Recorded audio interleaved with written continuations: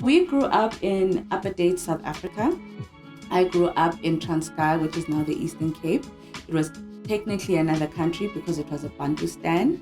And I grew up in a very rich cultural environment. Where I'm from is actually where Mandela and a lot of our freedom fighters actually came from. So it was a very political, very robust kind of upbringing, I would say.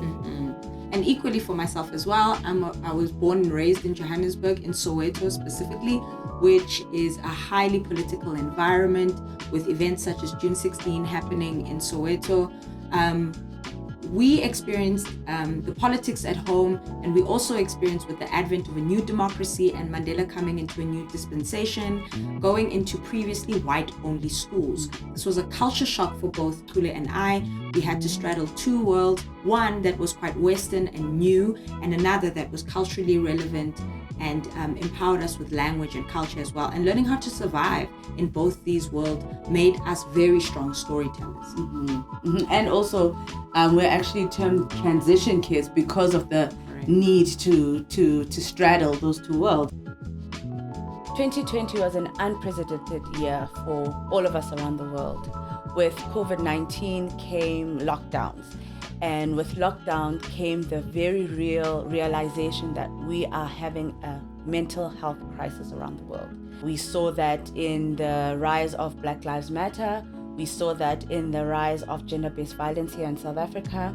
And so as Brainbow conscious creatives, we knew that we had to be part of the solution. And so we decided that our focus needs to be on diversity, equity, inclusion, and belonging work. When you're intentional about seeing people, you're meeting human beings at their core need, which is the core need to be seen. That is what all of this is about. That's what Black Lives Matter is about. That's what Me Too is about. It's about, you do not see me. I do not have space to exist within this framework that you have built, and this framework needs to change. The exciting thing about diversity and inclusion work is that it does exactly that.